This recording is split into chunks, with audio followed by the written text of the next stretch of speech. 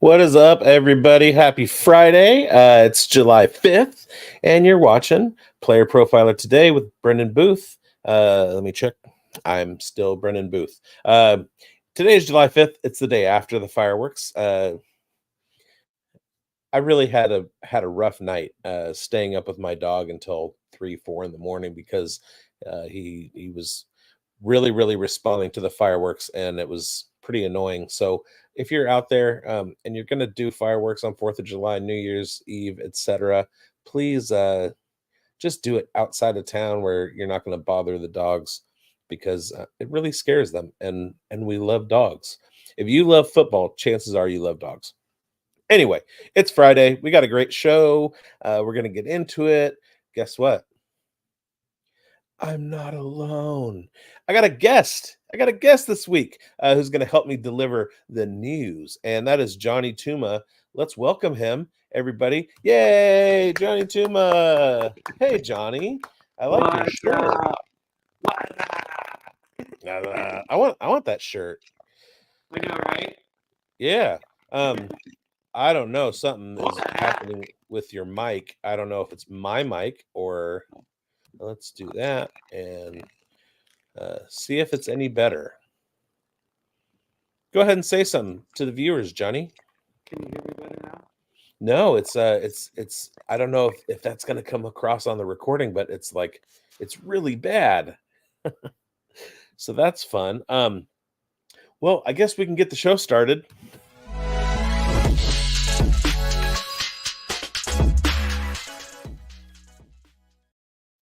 I don't know what it is. I don't know what's happening. I don't know if it's on my end. I don't know if it's on your end. Can you hear me okay?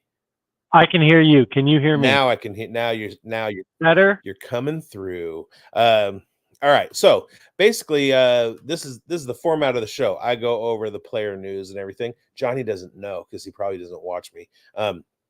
I introduced everything.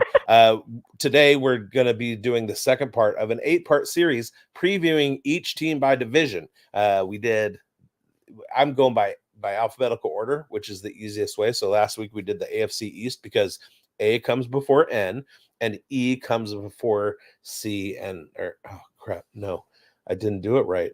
I'm so dumb because there's a Central Division, right? I'm so North, stupid. West, East, and South. There's no Central anymore? That was No. only when there was 3? Okay. Then I'm not dumb. Yay! All right. But I'm still going to have player news. So everybody out there, pop some corn, crack a bev, settle in. All right. Let's get to the news. First piece out of San Francisco. The San Francisco 49ers are looking to limit the workload for star running back Christian McCaffrey. Kyle Shanahan told reporters he wants to get other players more involved to keep McCaffrey healthy deep into the postseason. Well, duh. He's the epitome of a workhorse running back. He stays on the field for all 3 downs and sometimes even 4.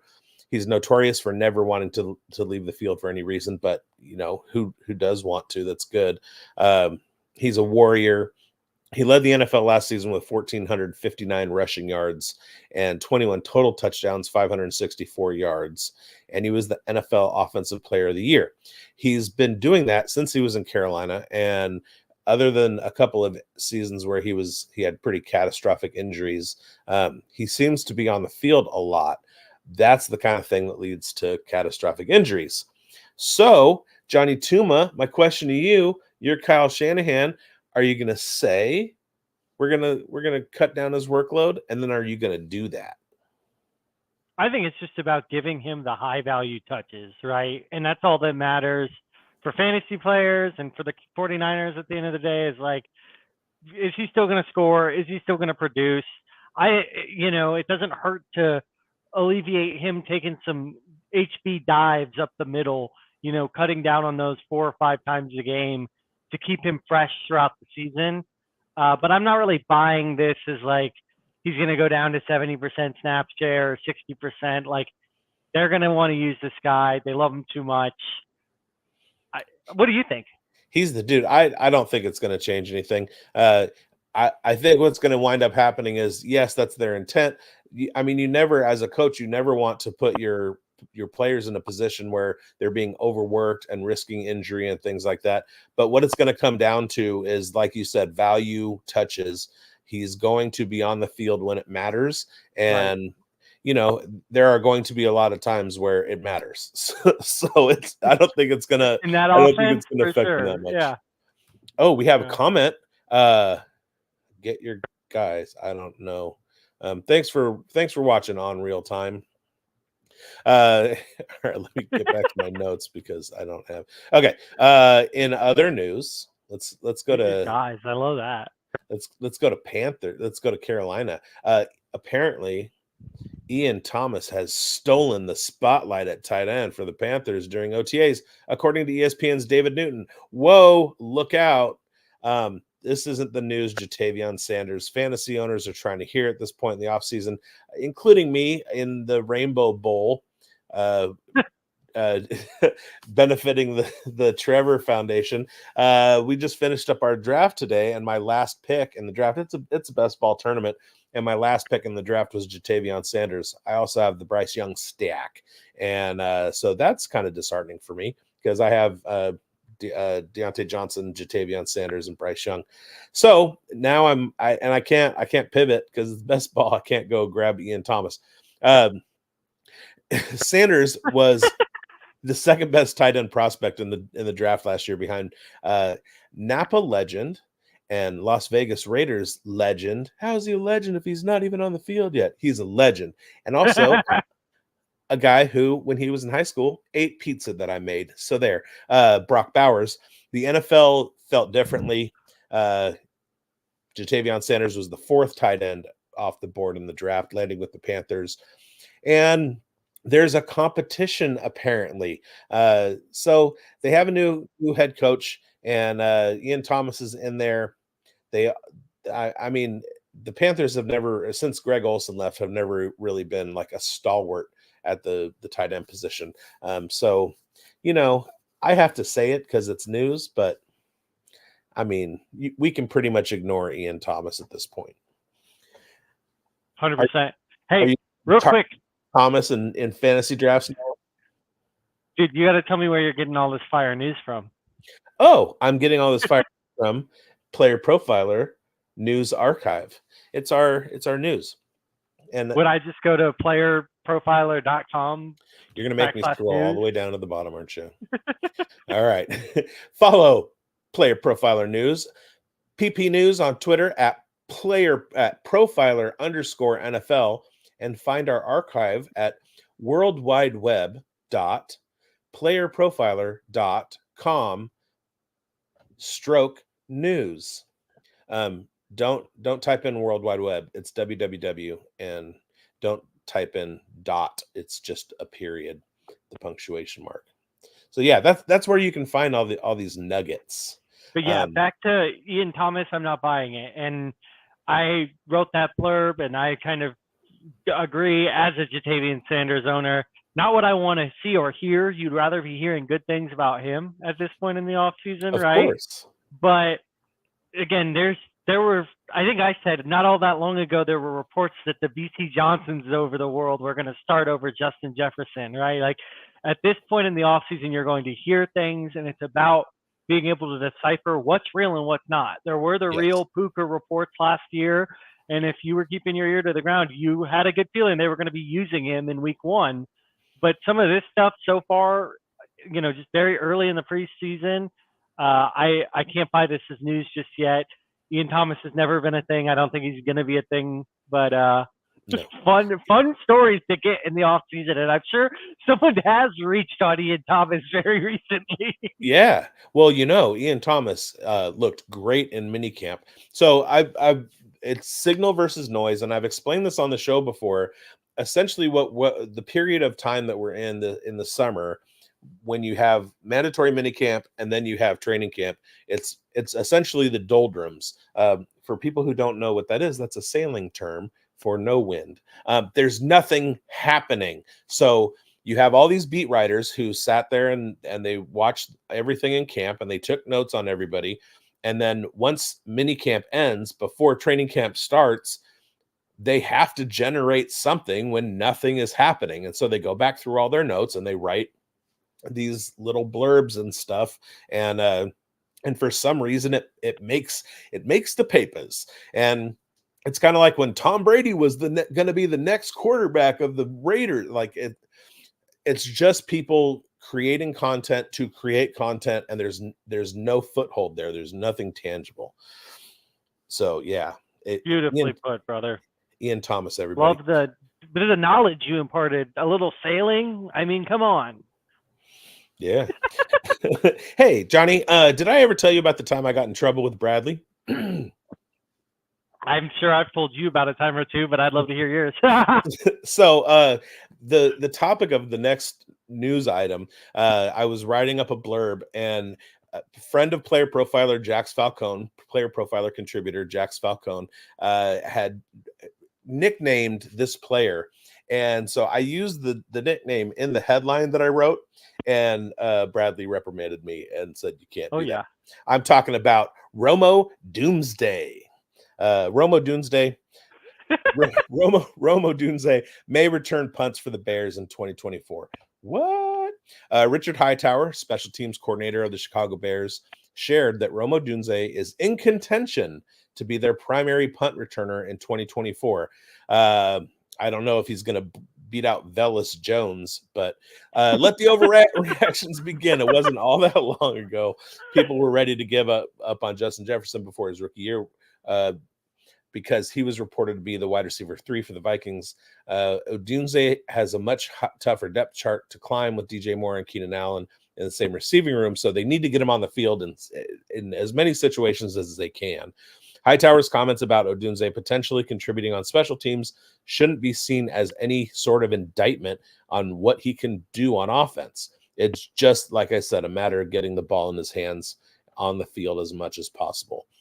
He had tremendous collegiate production. He's prototype athletically and size-wise. He's got a great profile. And fantasy managers in Dynasty formats are targeting him as a first round in their rookie drafts and a very early pick in their startup. So, wheels up for Romo Doomsday. Yeah, I like him. I think there's a value there, man. Like, especially in best ball, you're getting him at like the wide receiver 38. This is a top 10 pick. Keenan Allen's been hurt before. I just think he's got such a high ceiling. It's kind of tantalizing to me. And he was such a fun player to watch at Washington. And I'll say it, the punt return yardage, if you're in a league like Scott Fishbowl, where you're trying to figure out what does punt return scoring potentially add, how much value could that add to you, I'd love to see him back there returning some punts and have him on my Scott Fishbowl team. So yeah, especially when you consider most rookie wide receivers, even with high draft capital, are sitting somewhere in the 600 to 700. The good ones are sitting in the 600 to 700 yards in a season during their rookie year. And if you can tack on 350, 450 punt return yards to that, that's a clear winner. Yeah. All right, and more news. And this is going to depress some rookie drafters. Despite being drafted with the franchise's top selection in the 2024 NFL draft, and I talked about this last week, and I mentioned that he's not as good as people think he is. Keon Coleman is expected to begin the season beneath Khalil Shakir on Buffalo's depth chart, even after Stephon Diggs and Gabe Davis have left. Keon Coleman was drafted in the second round to shore up a massive hole at wide receiver that, basically the Bills hemorrhaged wide receivers. It appears as though it'll take some time for him to fill the void. According to Brandon Bean, quote, he'll have to learn the offense, unquote. Well, yeah, that's kind of expected of everybody, except for defensive players. He'll be brought along slowly. I wasn't high on Keon Coleman in the draft, and Bean did allude to the fact that he anticipates Coleman will eventually learn multiple spots and become a key cog in the offense, but that might not be right away. So if you know anything about learning, you know that it's easier to learn a few things than it is to learn a lot of things. So maybe he can learn some slot True. stuff under Shakir and eventually move to the outside. But I mean, he's a guy, so he should know route running and leverage and how to create space against your opponent, all that stuff. So it's bad news for this guy, right? Like, you don't want to hear some of the coach speak that's come out on Coleman for sure. He struggled as a separator. Like, everybody kind of knew that about him coming out. Matt Harmon, reception perception, I love his work. And he kind of alluded that to be successful in the NFL, based on his kind of archetype of who he is as a player, he'd almost have to go into that big slot kind of role and be like a Juju Smith-Schuster or a Cooper Kupp, someone who could really learn to excel there, as opposed to just throwing him out at the X and asking him to be that kind of dominant wide receiver one.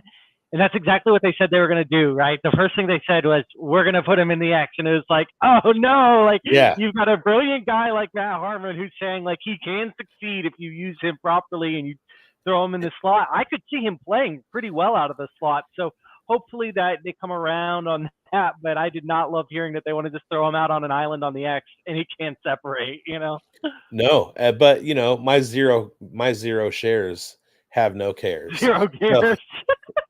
All right. And finally, out of Arizona, apparently veteran workhorse James Conner is not letting anyone take his lead role from him. Get off me. He's a great example of resilience. He was a true freshman starter for the Pitt Panthers. He became the top back in the nation as a sophomore, ran for 1,765 yards and scored 26 touchdowns. He tore his MCL in his junior year. Then he was diagnosed with Hodgkin's lymphoma. He was cancer-free by the offseason. Came out and went to Pittsburgh, played for the Steelers, kept getting hurt, and now he's getting hurt over in Arizona. Now they did go ahead and draft Trey Benson, and if James Conner loses any time, Trey Benson should be a smash. He's definitely a late round handcuff type guy that could be a big boom for you. Yeah. I personally love James Conner. I think he's super productive when he's on the field. But I think people were overreacting when they first drafted Benson. Like, you gotta, they're replacing him. Like, no, this guy has never finished a full season ever. So to not have some sort of backup plan or a player who could fill in nicely if Conner went down is just kind of foolish. So it was a great move by them, if you ask me, to draft a guy like Benson. But I think that he's the heart and soul of the team, Conner, and as long as he's healthy, he's going to get really great usage, and that makes him a value in a lot of leagues and a lot of formats this year, because he's a guy who people are saying he's too old, he's saying he gets hurt, and they're worried about Benson, and it's like, okay, but this is the same guy who scored like 20 plus fantasy points every week to end the season for like four of the last 5 weeks. So I really like James Conner. I love the whole, cancer battling story, the warrior that he is, the beast. He is just a unit too. Like, have you ever seen that picture of his back, dude? It's so ridiculous. I'll try and find it and send it to you, but it's pretty gross. He's shredded, and I like the guy. So I hope he can stay healthy and have a good season, and then Benson can have his turn in 2025. Yeah, I you can't really predict injuries, but if you were going to put money on a running back missing time, I would put money on James Conner. All right, we're gonna pay some bills for Matt. But is there anything that you can tell me about that shirt? Like, you asked me where to find our news items. Where can I get that shirt? Why don't I have one? Yes. Fast Draft. This is a player profiler creation in the making. Can we talk about it? I don't really know, but I will tell you we're coming for the best ball industry. We've got a rookie mode where you're building players that you believe are going to hit in their rookie year, and you can play fast drafts around that. Gone are the days of taking multiple hours to do a best ball draft. Am I right? So be on the lookout for fast drafts. Let's leave some mystery and also not get in trouble. But I want that shirt.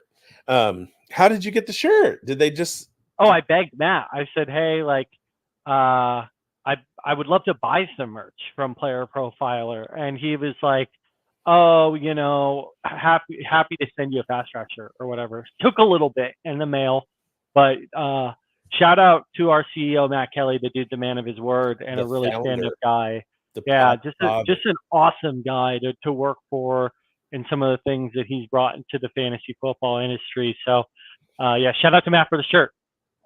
Yeah, and we're gonna hear from Matt in a second.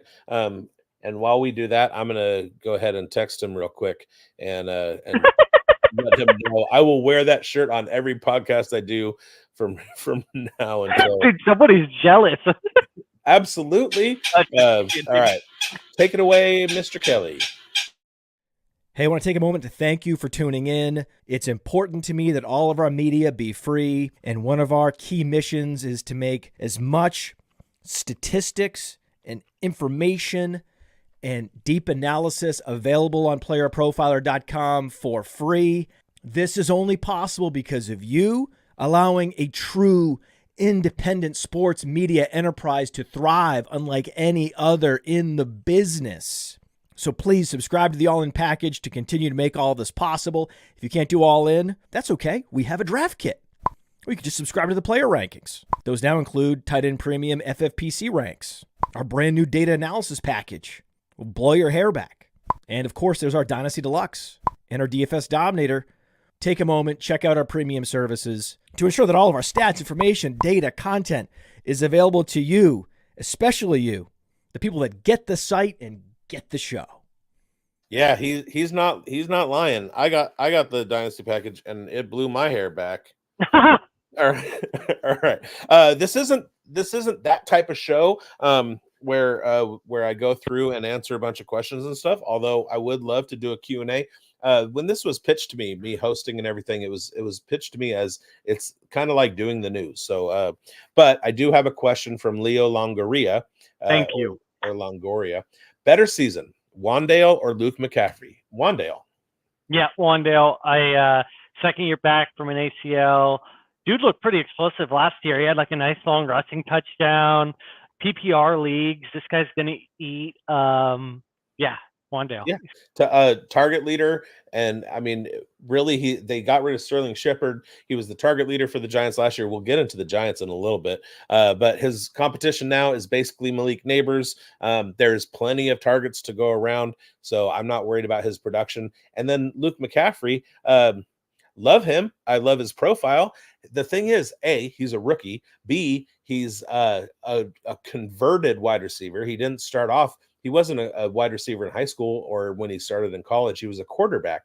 He's converted to wide receiver. He hasn't been playing wide receiver for that long. So not only does he still have learning years at the position, period, he has learning years in the NFL, and he's not a primary target on the Commanders. And we'll talk about that in a bit. All right. Well, that's a great question to lead into the NFC East, right? And, yes. And maybe we'll even have to. Did you watch the Giants Hard Knocks show? I did. I watched. I have some notes because. Okay, cool. Yeah. Well, I'm sorry. I'm getting too far ahead, but I'm saying more to come to our viewers. I started it, but it was late at night after some beverages on 4th of July, and I stopped it, and then I watched it before the show while I was writing up my notes and stuff. So cool. Let's get to this NFC East preview, and we're going to start because alphabet with the Cowboys. Dallas Cowboys. Last season they finished 12-5. They were first in the NFC East. They lost in the wild card round 48-32 against upstart Jordan Love, Jaden Reed, Dontavian Wicks, and the Green Bay Packers.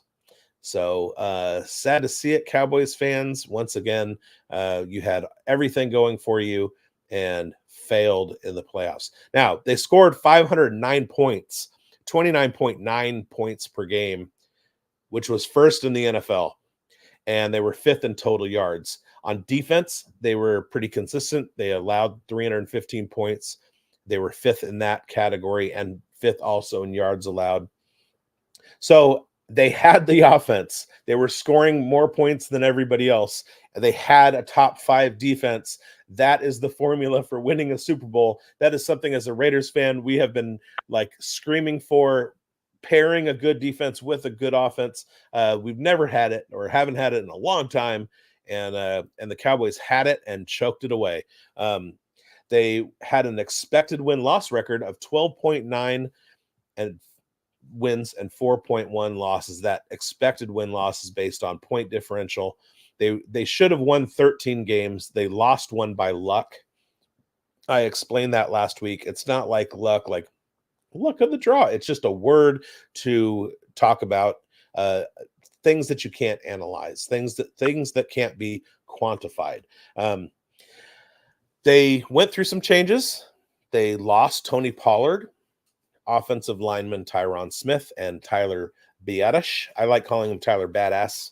And they lost defensive lineman Dante Fowler and Jonathan Hankins. They added linebacker Eric Kendricks, who is probably on the back end of his career. Royce Freeman, who I don't know if he ever had a career, and Ezekiel Elliott. Former Bronco. Put some respect on that. No. And if you want to talk about the backside of the career, Ezekiel Elliott is back. All right. In the draft, they added Tyler Guyton out of Oklahoma with their first pick at the end of the first round. Marshawn Nealand, edge rusher. Cooper Beebe out of Kansas State. Maris Liafu out of Notre Dame at linebacker. Kalen Carson, cornerback. Ryan Flournoy at wide receiver. Nathan Thomas and Justin Rogers rounded out their draft. What do you see from the Cowboys this year? I see more of the same. I see the Dak, Luke, and CD show, and that's about it. Apparently, Dak's in a boot, right? Yeah. And I don't love seeing that. I think it'll be there'll be a lot of offense, but I think they're going to cue in on the passing attack, right? Like I don't know about you, man. I just feel like that running back room never got solved. Once Tony Pollard left, it was like there was a big void, and it was like, oh, they're obviously going to fill it in the draft. Jonathan Brooks, Trey Benson, like basically people had marked them as Cowboys before they were even drafted, and then they just go the whole draft without making a notable draft pick at running back and get Jerry Jones. Elliott of all Jerry people. Jones is clever. Jerry Jones is clever. Yeah, Everybody thinks I'm gonna take a running back. I'm gonna not take a running back. Deuce is so small too. Like the more I see like pictures of Deuce Vaughn in training camp, I'm just like, I want him to be the guy. I loved his college tape, but I just don't know if I can see it, man. He's too small to last. But it's Rico Dowdle's job to lose. Shout out Matt Kelly, Rico Dowdle, a Matt Kelly favorite. Similarly, we have the New York Giants, who they finished with a 6-11 record. They were third in the NFC East. They scored 266 points, 15.6 per game. They were 30th out of 32 teams. That's not good. They allowed 407 points, 26th out of 32 teams. Also not good. And their expected win-loss based on point differential was 4.5 to 12.5. So they actually won a game and a half based on luck. And they actually won more games than they should have, which is crazy. Now, let me get into. I'll talk about that in a second. They scored 25 touchdowns total.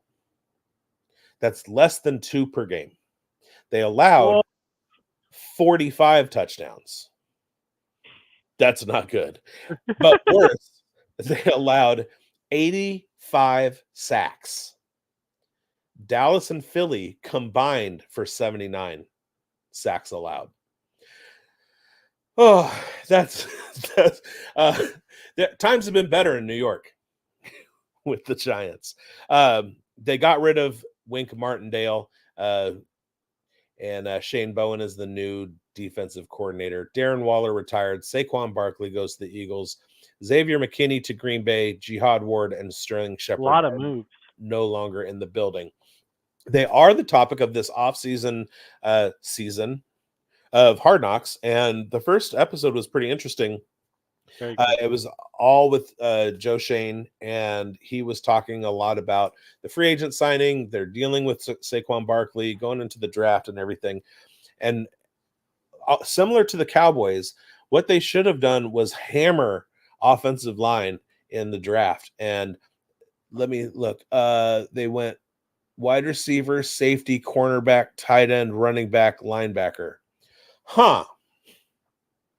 Okay, that doesn't sound like a great plan. They added Shane Bowen, like I said, Brian Burns, which is a huge get.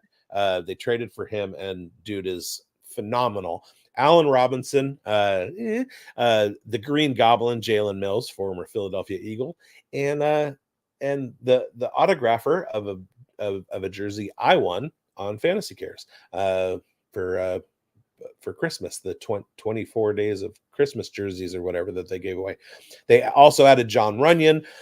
I mean, if you're going to build up your line, go get John Runyon and Devin Singletary to kind of soften the blow of losing Saquon Barkley.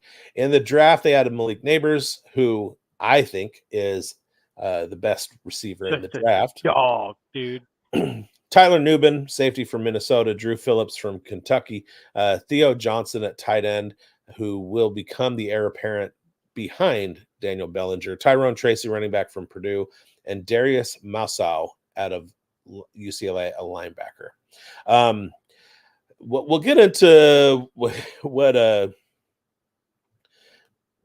get into what everybody's going to do in a little bit, but it doesn't look good. They need a huge comeback from Daniel Jones. They need Wan'Dale Robinson to continue his ascent, have the complete breakout year that he needs to, and they need Malik Neighbors to start flirting with some rookie receiving records. And other than that, they're not gonna do pretty well. They also need to protect Daniel Jones, like their lives depend on it. Yeah, that I don't know, man. Near the end of that first episode, it felt kind of brutal, like just the way that you could feel their pro scout wanted to keep Barkley, and he just had his foot down. You know, no, at 27 they hit an age cliff, right? Joe Shane, the GM of the Giants, very strong on that statement, so strong on it that he went and said it to Frank Gore of all people, not Frank Gore the kid, Frank Right. Gore, the guy who played well till he was 40. He had the balls to look him in the eyes and said, yeah, running backs fall off a cliff at 27. And like Saquon to me is a special dude. And they, you know, the Travis Kelce's, the special players, they don't just fall off a cliff at at a certain age. And Right. so I really didn't like how that almost showed the internal dysfunction there of like them all kind of disagreeing on that. And then they go and get Singletary. And it starts to make so much sense to me that, you know, Dayball came from the Bills. Their GM came from the Bills. So they know who Singletary is. Frank They got Gore this was guy there. right. with- And liked Singletary, right? Yeah. So this is such a good episode because it really gets you behind the veil a little more of why this organization is ran the way it is. But and so back to that Wan'Dale question earlier, to your point, like the GM said straight up, this is Daniel Jones's team for the amount of money we're paying him, and this is going to be a throwing football team based on paying a quarterback $40 million. So yeah, Wan'Dale is that heir apparent at wide receiver too, in my opinion, or that kind of second target to Neighbors. You said Daniel Bellinger. I've heard little quivers that he could be on the roster bubble, which is crazy to me, but Daniel roster bubble Bellinger. Yeah. No, I get it. And we talked earlier about signal and noise. And part of that is when you're parsing out the kinds of things that you're hearing, you can kind of dismiss positive things. Oh, he's in the best shape of his life. Oh, he had a great camp. Oh, I love how he high points the ball. But you have to be concerned about the negative stuff. Daniel Bellinger might lose his job. That's not a good thing. You don't want to hear those kinds of things. So we move on to Philadelphia. Wait, can I do one last point on the Giants? This is one of my hype up guys, like Pie owned. I think there is a question asking who's the right running back to. There is that Eric Gray catter in the offseason. Tyrone Tracy passes the eye test with flying colors. Like, this guy is incredibly explosive, converted wide receiver who proved that he could cause missed tackles. He could run the ball like a real running back. Mhm. I'm totally willing to take the shot on him as their second running back. Like in all formats, his price is so palatable. And I just love the talent. I love watching his highlights. I was watching highlights of the guy from high school because I was just so in on him. So sorry, real quick plug there. He is almost 25 years old. I So was he's going to only say, got 1 or everybody 2 loves years a for it. 30-year everybody loves a 30-year-old rookie. I mean, he's had a journey. Let's just leave it lay there. That's my guy, though, dude. I just had to call it out. Sorry about that. Yeah, no, I mean, and you know what? We all make our flag plants. Last year for me, it was Deneric Prince and Van Jefferson. So there are guys that we love, and they don't. Are you saying that's what's going to happen to Tyrone Tracy for me? No, I'm just saying I brought up Velus Jones earlier, and there were some people out there who said that Velus Jones was gonna smash. So, it happens. We're not in the business of being right. We're in the business of predicting what's likely to happen. All right. Beautifully put. So, moving on to the Eagles. Now here's a team, 11-6, second in the NFC East.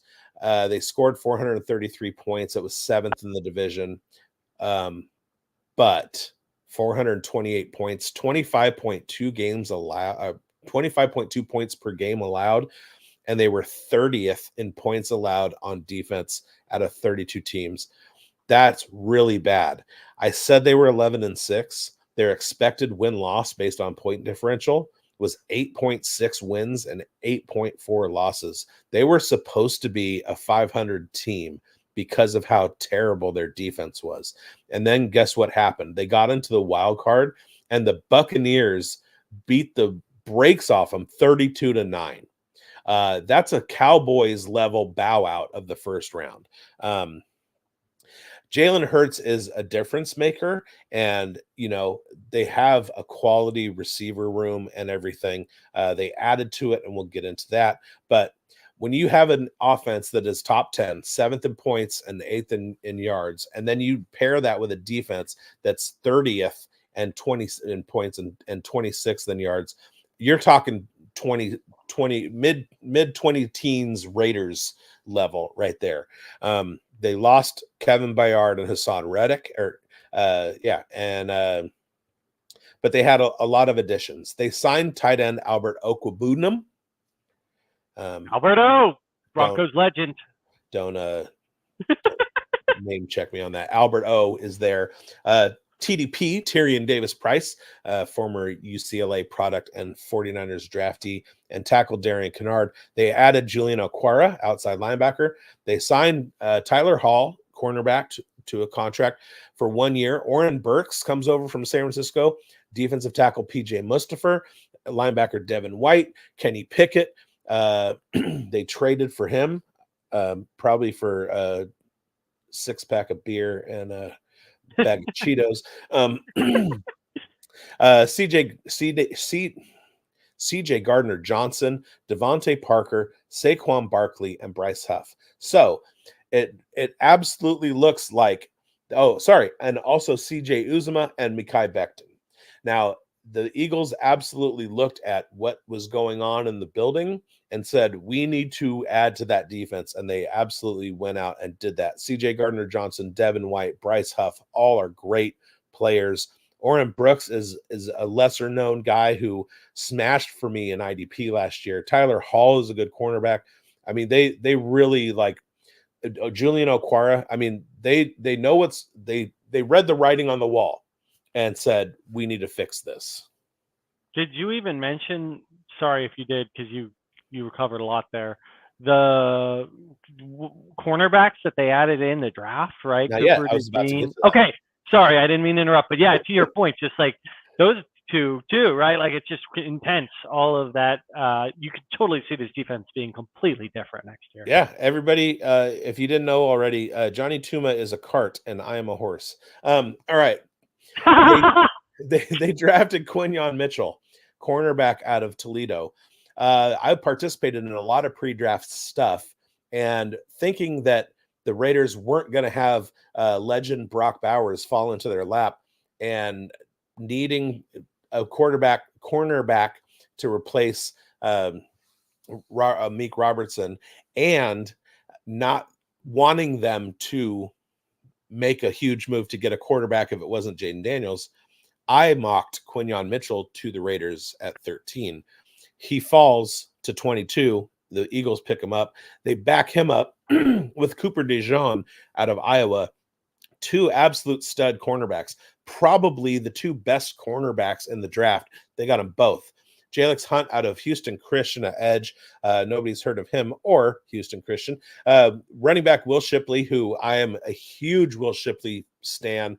I will tell you this. Will Shipley is Jahmyr Gibbs without the draft capital. Aeneas Smith, wide receiver. Yo, chill. Texas A&M. Linebacker Jeremiah Trotter, Trevor Keegan, Johnny Wilson out of Florida State, who's kind of a tweener, wide receiver, tight end guy who could pay dividends, and center Dylan McMahon. Let me justify my Will Shipley has the same athletic profile as Jahmyr Gibbs, only he's bigger. He doesn't run a 4.3. He doesn't run a 4.3. He maybe runs a 4.4, like a high. His 40 time was 0.01 slower than Jahmyr Gibbs. Okay, so they said he ran an unofficial 4.39 at his pro day or something like that, right? No way. I don't have the numbers in front of me. No, he did, and he's bigger, and he has a higher BMI. He's also the same kind of game profile. He's a route runner. He's a receiving back. I am huge on Will Shipley. Make the graphic now. It's true. Yeah, seriously, that will be a great graphic for like clickbait. Yeah, there are lots of parallels there. You know, I love him. That's a flag play. I like him. I like the guy. Good call. And finally, the Washington. Wait. No, sorry. go ahead. One big thing that you didn't really even touch on with the Eagles is them bringing in Kellen Moore as the offensive coordinator. That's true. And I think that's probably the biggest change of this entire offseason when you look at that offense starting to look maybe potentially a little bit like the Cowboys did with Dak when he started. It could look a lot different and in a good way, because I think that the offense at the end of the year started to get so stale and stagnant and almost predictable. And I think Kellen Moore is a smart offensive mind who can design a good offense based on whatever quarterback he has. But I think you'll see some shades of like that quick completions, a lot of slants to A.J. Brown, a lot of completions to both him and Devontae Smith, like maybe a really good year for Goddard because if he can stay healthy. But tight ends have always been productive and offenses kind of from that Kellen Moore family. So I think that's a really good thing for them, and it could be really interesting for what it means for the team. Just a thought. What are your thoughts? Is he kind of nodding a little bit? I was very, very happy being a Raiders fan when he went to the Chargers. But you know, now he's taking all of his rings from Dallas and the Chargers to Philadelphia. Interesting. So you're not as you don't like him? I think that the Eagles have the personnel in place to be to borrow a phrase from the fantasy community, offensive coordinator proof. I think they're going to perform regardless. And I don't think that the addition of Kellen Moore is going to change a whole lot, especially considering the fact that the Eagles' problem last year was defense. Their offense was just fine. They kind of hurt when their offensive coordinator fled to Indianapolis, but I don't think Kellen Moore is going to change much. It's not going to be a huge addition. It's not going to be a detriment. It's the defense that needs to get fixed, and so that's I mean, because AJ Brown's going to perform and Devontae Smith is going to perform, right. And Jalen Hurts is going to do Jalen Hurts things, and Saquon is going to be Saquon as long as he can stay on the field. Dallas Goedert has always been like just outside of the elite tight end. Right. You know, I mean, and they made some good draft picks on the offensive side. Will Shipley, they got another running back. They got Johnny Wilson. So, I mean, pieces are in place. They just need to not hemorrhage points, and they should be okay. They should stay above that Cowboys level. All right, enough Cowboys slander. Let's slander somebody else. We're talking about the Washington Commanders, who had the quarterback 4 during the first 14 weeks of the season last year, and then let him go, traded him away. He's now in Seattle, and that's Sam Howell. Maybe protect the guy. How's that? Maybe he is good. Just the team around him is garbage. They did release Logan Thomas and Charles Leno. You're out. They released Cam Curl, Kendall Fuller, Curtis Samuel, Antonio Gibson, Jacoby Brissett, and Tyler Larson. Curtis Samuel is about to go off in Buffalo. Antonio Gibson is going to have a nice year probably as well. Now, they decided we suck. They got rid of the entire staff. They had a, quote, defensive head coach in California Golden Bears legend Ron Rivera and former Oakland Raiders head coach Jack Del Rio as their defensive coordinator. And their defense couldn't stop anybody. They allowed 518 points, 32nd out of 32. Somehow they were worse than the Eagles. 30.5 points per game. Are you kidding me? And their offense was pretty much almost as bad, less than 20 points per game, 25th out of 32.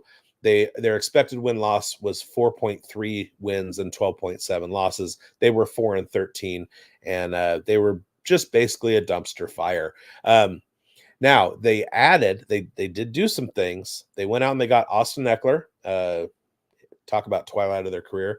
They re-signed Jamison Crowder. So there's some kickoff return potential for you in your Scott Fishbowl. Cornerback Noah Igbenogany, Raiders legend Cleveland Ferrell. Did you know that we drafted him and 3 not sacks as a Raider? we drafted him with the 4th pick and let Josh Allen fall to the Jaguars? Yeah, that was a good move.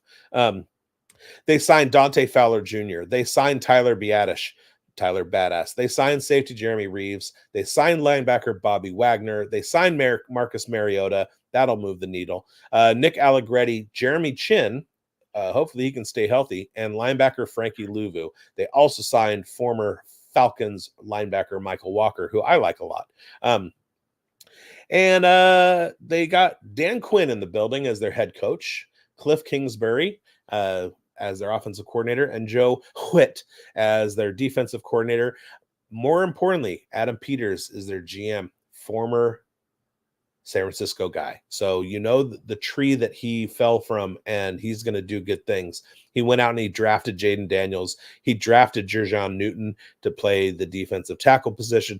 They went out and got cornerback Mike Sanderstill from Michigan, who was part of the national champion team, and not a lot of people were talking about him. He wound up going in the 2nd round. They got tight end Ben Sinnott, who's a fantasy space darling. They got Brandon Coleman, offensive tackle out of TCU. The aforementioned Luke McCaffrey out of Rice, more athletic than his brother. Linebacker Jordan McGee out of Temple, safety Dominique Hampton, and edge Javonte Jean-Baptiste out of Notre Dame. He is my nominee for the one of the best names, Javonte Jean-Baptiste.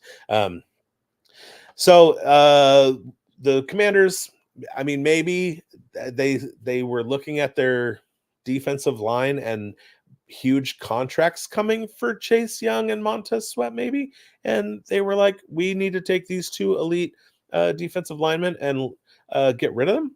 I don't know the thinking behind that, but they're a dumpster fire. Wait, you're saying you think they're going to be a dumpster fire in 2024? No, they were a dumpster fire in 2023. Okay, sorry, I thought you said they are a dumpster fire. No, I was going to add. I was going to say, it sounded, the way you put it all together, it sounded like some astute moves were made, or like they tried to put their own stamp on it, right? Adam Peters and company, like. Yeah. Yeah. No, I mean,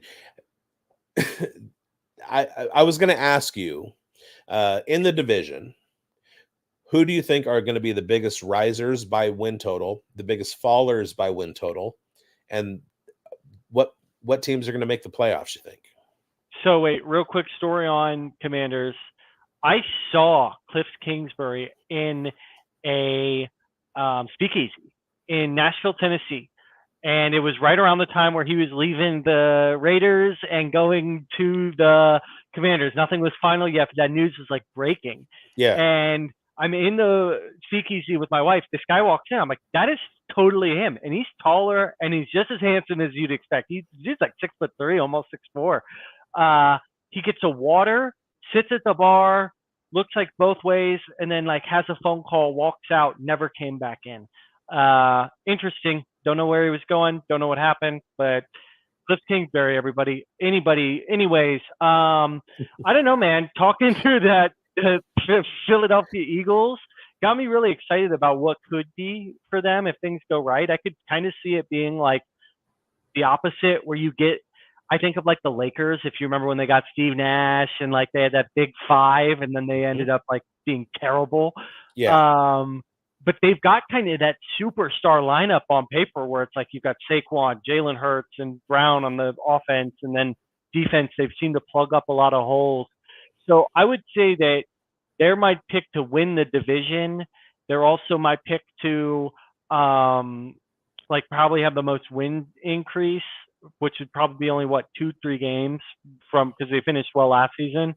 But and then my biggest faller would be probably the Cowboys, because that offensive line, I like that they addressed it through the draft, but I think Tyron Smith left.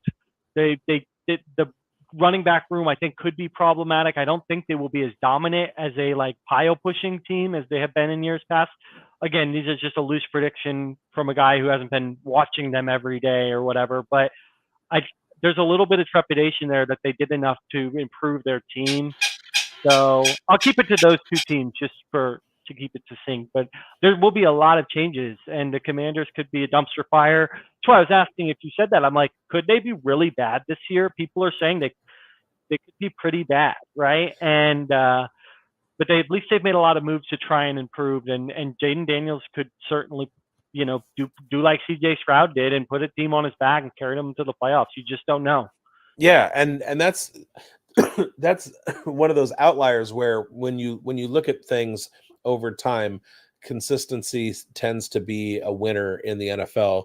And when you go through major changes like that, they're changing their quarterback for the third time in 3 years. They're changing their whole front office structure or coaching staff is what I meant to say. They got rid of a guy in Antonio Gibson who was pretty reliable. They let Curtis Samuel go. They're going to be going through some changes. The thing that I'm looking at, though, is the fact that they only won 4 games last year. I think they're probably the one team that's going to win more, have a bigger jump than they did last year. I could see 7 or 8 wins and missing the playoffs. The Eagles, if they address their defense, they should be right there. They should actually, like you said, win the division. Probably 12-5, 13-4 would not be out of the question for them. And the Cowboys, they're going to Cowboys. I mean, 11-6, 12-5, and first round exit. That's, I mean, that's what they do. And Jerry fills the building, and they're America's team, and blah blah blah. So they don't need to they don't need to win. They're going to be the Cowboys whenever they're every year. All right. We got one last question. Come on, don't wrap up on me yet. Let's answer this question for our viewer from Southwest Florida that has nothing to do with the NFC. How about those Bears? California Golden Bears. They're my favorite team. And Jaden Ott in the ACC this year is it's make or break for him. Everybody watched Jaden Ott for Cal, running back. This is his junior season. He had a breakout as a freshman. He's definitely under the radar in Devy leagues and in the NCAA fantasy space. But if he smashes in the ACC, which is better defensively than the Pac-12, Jaden Ott could be a huge 2025 rookie pick in your dynasty rookie drafts and stuff. They were definitely talking about the Chicago Bears. Well, I will get to that when I do the Chicago Bears division. You have to subscribe. You have to like There you have go. to- I love that. Leave them wanting more. yeah, you have to well, I would like for you to like the show with the like button, but you do have to subscribe so that you know when the next show will drop. So keep watching. Join me next week as I go over the NFC. What comes next? South, or no, AFC South. Make sure you're subscribed, hit the bell so you know when the show starts. And also, I'm going to be launching a new Dynasty show, the Dynasty Stock Exchange, with Emerson Beery as my co-host. We are in the works of putting that together. It's going to be either on Tuesdays or Wednesdays, right here on Player Profiler News. Like the show, share it around, leave some comments, follow me on Twitter at BigBonedFFB. That's BIGBONEDED, F as in Frank, F as in Frank, B as in Bowie. And you can find Jonny Tooma at Fantasy Picasso. on Twitter. Follow Player Profiler News on Twitter at Profiler_NFL. Find our archive at playerprofiler.com/news.